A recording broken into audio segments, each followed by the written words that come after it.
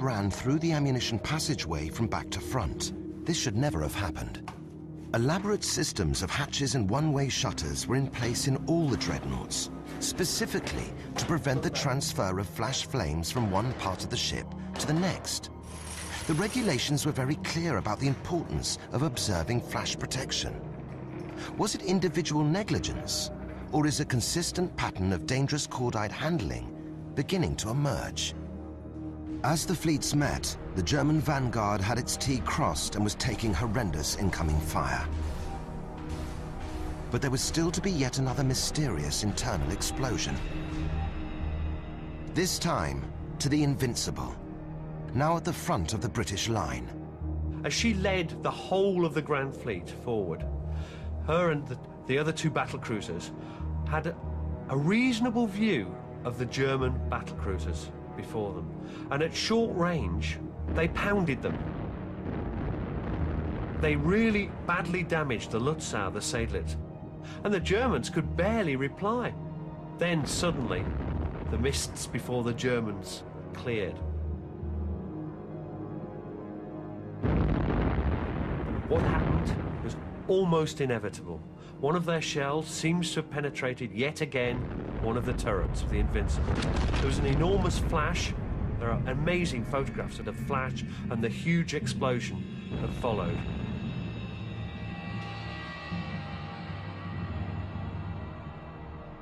She sank, and as she sank, her back broke, and the bow and the stern stuck out of the water in the most macabre sight.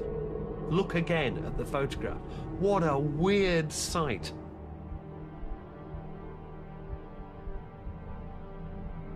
Within those two parts of the ship, there were men struggling for their lives. Men for whom the floor had become the ceiling had become the floor. They didn't know where they were. Imagine what it was like below decks.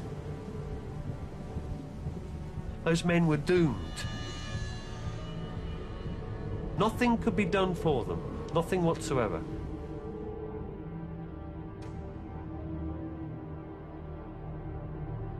The loss of the Invincible continued the grim pattern of the day.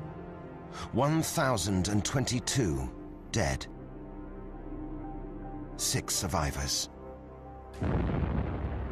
And Scheer's big guns were still unscathed, but Jellicoe's trap was closing on the German fleet. The Royal Navy may have just lost the Invincible, but the whole German fleet was now in a terrible position, steaming straight into a wall of British dreadnoughts, some 8 miles long. Victory was now totally in Jellicoe's grasp. The visibility now favored the British. They were, in a sense, concealed against a backdrop of dark grey, gathering clouds. The British ships now could not be seen easily. All the Germans could make out was this line of gun flashes, 6 miles of battle fleet, plus the battle cruisers, which had now carved across the front of the fleet and were leading, so probably for 8-mile arc. And the German leading ships were getting in an awful, awful position from which they had to extract themselves. And that's what Scheer did. Scheer performed a brilliant and unexpected maneuver. With one simple signal, his dreadnoughts, without losing speed, did a handbrake turn. It's called in German Gefechtskehrtwendung. That is a turn around of 180 degrees altogether. It's starting with the last ship of the line and then going forward to the van of your fleet. Grand Fleet battle orders had no solution to the Germans steaming off the bottom of the page. They were meant to steam along on a parallel course and obligingly be sunk. They didn't do that. Why on earth should they?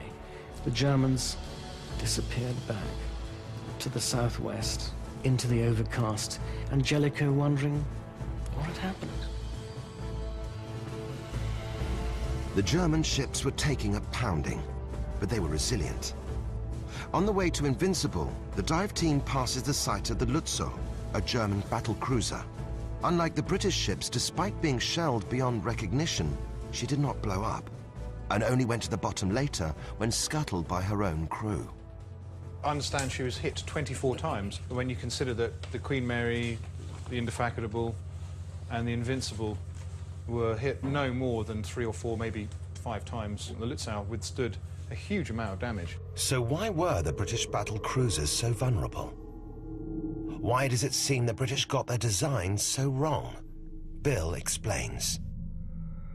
Here we have a situation where I've drawn this graph that takes the nominal ship, divided into 3 compartments that are the same: protection, armament, speed, right? And comparing Lutzow, Queen Mary, and Invincible in the same way. And here you can see that Lutzow has a great deal of protection and only a small amount of speed.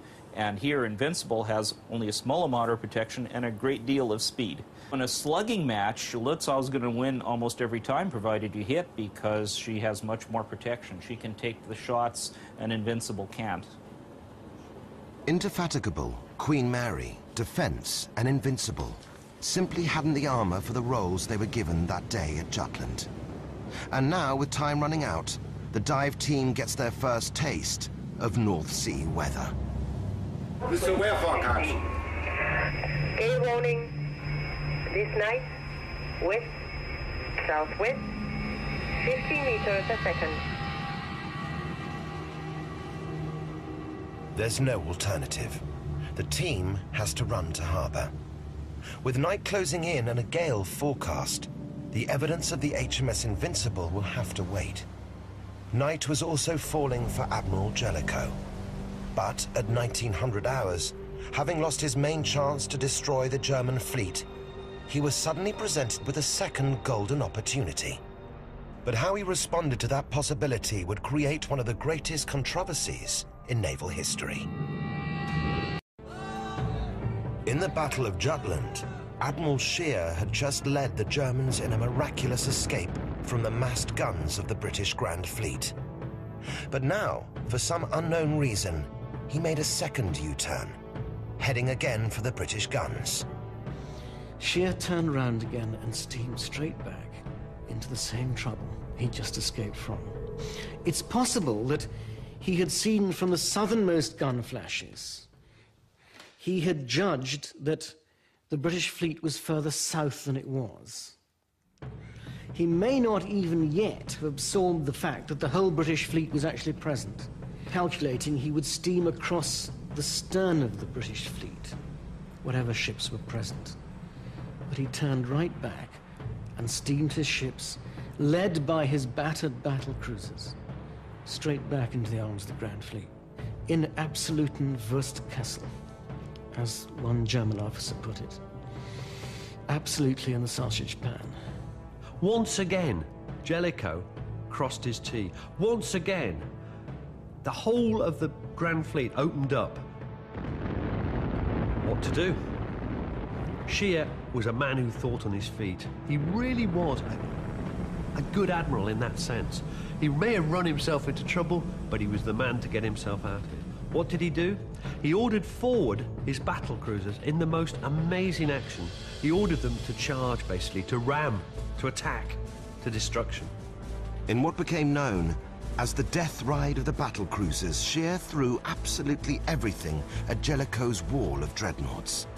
Battle cruisers are, that means in German, ran an den Feind, go against the enemy and in extremely ramming the enemy.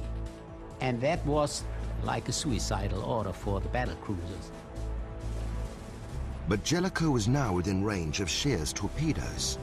Scheer ordered a mass torpedo attack. It was an all-or-nothing decision, but it worked. John Jellicoe was faced with what he had always feared.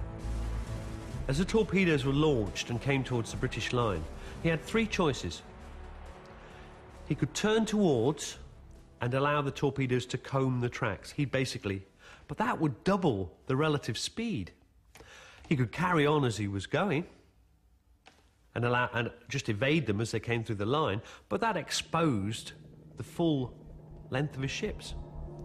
Or he could turn away which made a smaller target and, of course, effectively halved the speed of the torpedoes and ran them out of range. And that's what he did. Jellicoe chose the safest option. He wasn't about to risk his fleet. His priority was the long-term domination of the North Sea. It was a controversial decision. I think that was a lost opportunity. If he had turned towards the Germans, he would not have lost. He would not have lost them. And actually a melee, if one could describe it as that, because of our superiority in numbers, we could afford to lose ships, and I believe we could have destroyed the German fleet. In his defense, Jellicoe believed he had them boxed in. He could finish them off in the morning. The Admiralty had intercepted messages detailing Scheer's precise route home, but they failed to relay the data to the fleet. And during the night, the Germans slipped Jellicoe's trap. The clash of the Dreadnoughts was at an end. The storm is over, but the question remains. How did the Royal Navy lose some of their finest ships? Returning to the Invincible may uncover why they succumbed so easily to the German guns. Bill's seen all the documentary photographs. The evidence points strongly to cordite mishandling, but he wants to know more. The dive plan for the Invincible goes like this. Bill wants to establish the nature of the explosion by mapping the wreck. A cordite burn, as seen on the previous wrecks, would result in less damage to the hull and a smaller spread of debris. A direct hit in the magazine, however, would be far more violent, throwing the bow and stern sections much further apart.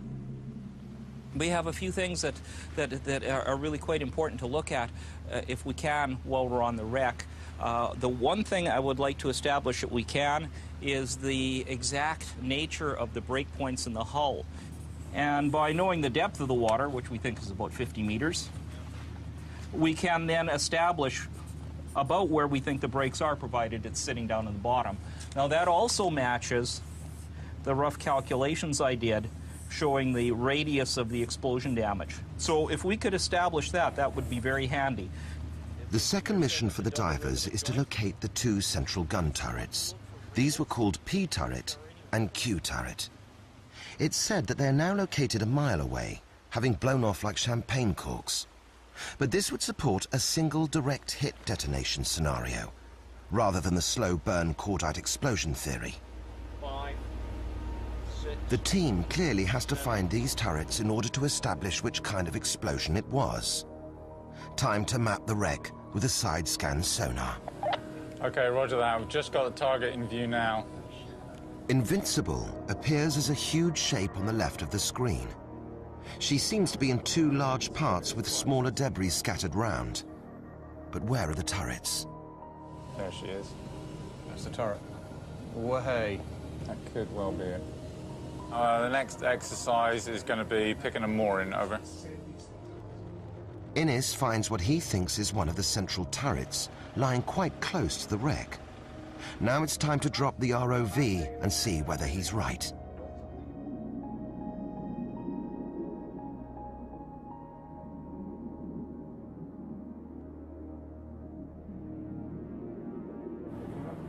Wow. That's quite big, you know. I've got a feeling that could be it. Can we just move in a bit closer? Yeah, moving in all the time. Well, hey, got it. Look, straight there, straight on it. 5 Minuten. Innes has found Q turret, upside down and heavily damaged. Both barrels are present, but the armor-plated sides are missing, proof of a massive explosion.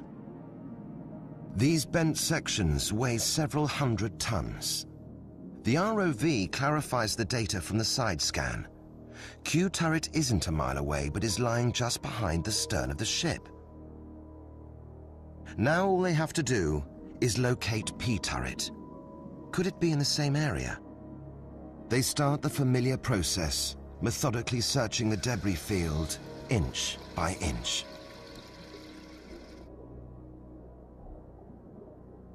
Just come across some wreckage here. Doesn't look much like a turret, though, doesn't it?